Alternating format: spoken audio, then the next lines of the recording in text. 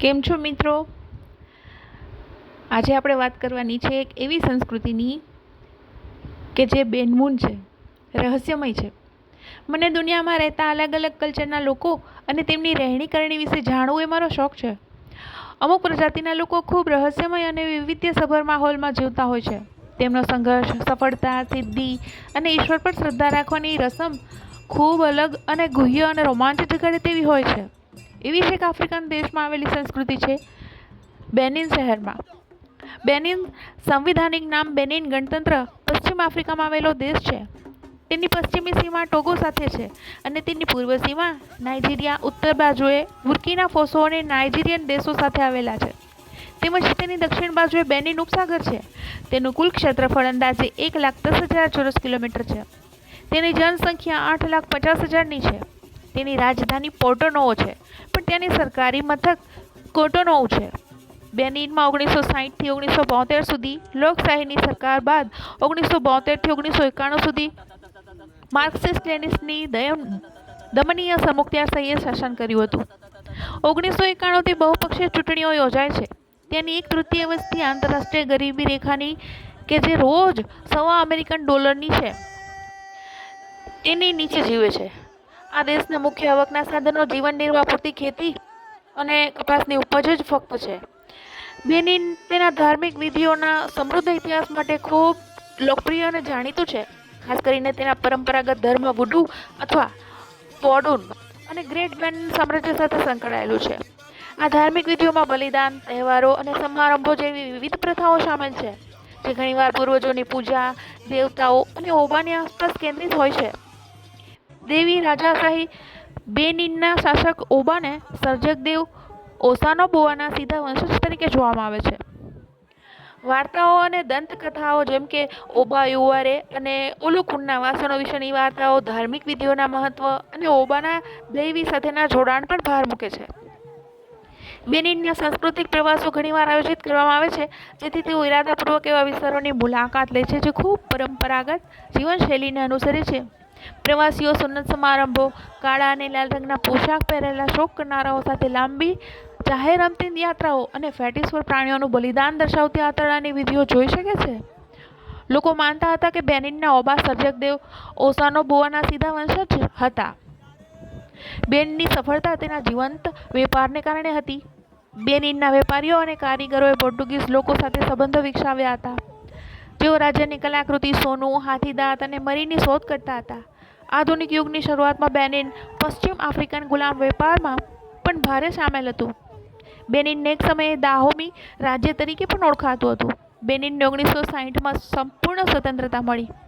બેનિનમાં સત્તાવાર ભાષા ફ્રેન્ચ છે, પરંતુ ફક્ત 33% વસ્તી જ તે બોલે છે. પોર્ટો-નોવો બેનિનનું આર્થિક કેન્દ્ર છે. તેની રાજધાની શહેર નથી. બેનિનની 65% વસ્તી 25 વર્ષથી ઓછી ઉંમરની છે.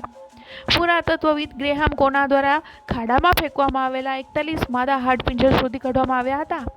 આ તારણો દર્શાવે છે કે માનવ બલિદાન અથવા ગુનેગારોને ફાંસી આપવામાં આવી હતી, જે 13મી સદીની શરૂઆતમાં સમયથી માનવ બલિદાન આ રાજ્ય ધર્મનો એક ભાગ હતો. પરંતુ ઇતિહાસકાર ગ્રેહામ બેલ કહે છે કે બલિદાનના ઘણા અહેવાલો અતિશયોક્તિપૂર્ણ અથવા અફવા અને અટકળો પર આધારિત હોય છે. તેઓ કહે છે કે બધા પુરાવા માનવ બલિદાનની મર્યાદિત ધાર્મિક રિવાજ તરફ નિર્દેશ કરે છે. માનવ બલિદાનનો ઉલ્લેખ કરતા ઘણા લેખિત અહેવાલો તેમને ખરેખર ફાંસી આપવામાં આવેલા ગુનેગારો તરીકે વર્ણવે છે. ઇતિહાસકાર પ્રોફેસર ફિલિપ ઇગ્બાફે જણાવે છે કે પૂર્વ વસાહતી બેનિનમાં પરંપરા એવી હતી કે ફક્ત ગુલામોનું બલિદાન જ આપી શકાય. આમાં કઠોર ગુનેગારો અને ગંભીર ગુનાઓ કરનારાઓનો સમાવેશ થઈ શકે છે. તેમને કાં તો ફાંસી આપવામાં આવતી હતી અથવા ગુલામીમાં વેચી દેવામાં આવતા હતા. ઓબાના પિતાની વર્ષગાંઠ પર વાર્ષિક મણકા સમારંભમાં અને ખરાબ હવામાન પાકને જોખમમાં મૂકતું હોય અથવા જ્યારે રોગચાળો ભયભીત થાય ત્યારે દેવતાઓને પ્રસન્ન કરવા માટે બલિદાન આપવામાં આવતા હતા. વધુમાં મોટી આફત અથવા રાષ્ટ્રીય આફતનો ભય પણ બલિદાન માટેનો એક પ્રસંગ હતો. મૃત્યુના રાજા નામના દેવને એક પુરુષ, એક સ્ત્રી, એક બકરી, એક ગાય અને એક ઘેટાના બલિદાન માટે પણ આપવામાં આવતા હતા. બેનિન શહેરની મધ્યમાં એક ખાસ વેદી પર ઓગીઉ નામના દેવની પૂજા કરવામાં આવતી હતી. પુત્ર અને માતાનું અલગ થવું એ પણ અહીં એક રિવાજ છે.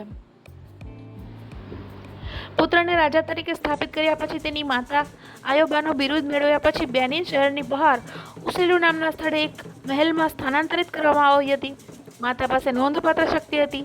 જોકે તેણીએ ક્યારેય તેના પુત્ર, જે હવે દૈવી શાસક હતો, તેને ફરી મળવાની મંજૂરી આપવામાં આવી ન હતી. બેનીનમાં ઓબોનાને દેવી માનવામાં આવે છે. ઓબાની દિવ્યતા અને પવિત્રતા રાજપથનું કેન્દ્રબિંદુ છે. ઓબા રહસ્યમાં ઢંકાયેલો હતો. તે ફક્ત ઔપચારિક પ્રસંગોએ જ પોતાનો મહેલ છોડી દેતો. ઓબાએ ખાવું, સૂવું, મરવું અથવા નહાવું જેવા માનવીય કાર્યો કર્યા હોવાનો દાવો કરવા માટે પહેલા મૃત્યુદંડની સજા હતી. ઓબાને જાદુઈ શક્તિઓ હોવાનો શ્રેય પણ આપવામાં આવતો હતો.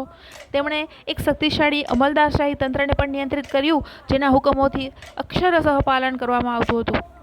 પશ્ચિમમાં તેના કોઈ નકારાત્મક અર્થ નથી, અને ઘણા લોકો જેઓ સત્તાવાર રીતે ખ્રિસ્તી અથવા મુસ્લિમ છે, તેઓ પણ તેની માન્યતાઓમાં કેટલાક વૂડુ તત્વોનો સમાવેશ કરે છે, ખાસ કરીને કટોકટીના સમયમાં. પરંતુ વૂડુ એક માન્યતા પ્રણાલી કરતાં વધુ છે. તે જીવનનો એક સંપૂર્ણ માર્ગ છે. તેમાં સંસ્કૃતિ, ફિલસૂફી, ભાષા, કલા, નૃત્ય, સંગીત અને દવાનો સમાવેશ થાય છે. વૂડુ આધ્યાત્મિક વિશ્વમાં સર્વોચ્ચ અસ્તિત્વ અને લગભગ 100 દેવતાઓ અથવા વૂડુનો સમાવેશ થાય છે તેમ કહી શકાય, જે યુદ્ધ અને લુહાર, માંદગી, ઉપચાર અને પૃથ્વી, તોફાન, વીજળી અને ન્યાય અથવા પાણી જેવી વિવિધ ઘટનાઓનું પ્રતિનિધિત્વ કરે છે. વૂડુ પાદરીઓ આ દેવતાઓ સામાન્ય લોકો વચ્ચે હસ્તક્ષેપ કરવા કહે છે, પરંતુ સ્થાનિક અનુયાયીઓ ભાર મૂકે છે કે તેમને જાદુટોણા અથવા કાળા જાદુ સાથે કોઈ લેવાદેવા નથી. અહીંના લોકો પોતાના દુશ્મનોને દુઃખ પહોંચાડવા માટે ઢીંગલીઓમાં સોય ચોંટાડતા નથી, જેમ કે તમે કેટલીક પશ્ચિમી ફિલ્મોમાં જુઓ છો. આ છબી કોઈ ચોક્કસ દેવના મૂર્તિઓમાંથી ઉદ્ભવી હોઈ શકે છે કે કોઈ પૂજારીના મંદિરમાં હોય છે. કેટલાક વૂડુ પૂજારીઓ બીમારોને સાજા કરવા માટે અને કદાચ દુશ્મનોને ઝેર આપવા માટે જડીબુટ્ટીઓનો ઉપયોગ કરે છે. તેઓ ક્યારેક મરઘી અથવા ઘેટાં જેવા પ્રસાદ પણ માંગે છે, જે પછી દેવતાઓને બલિદાન આપવામાં આવે છે અથવા જમીન પર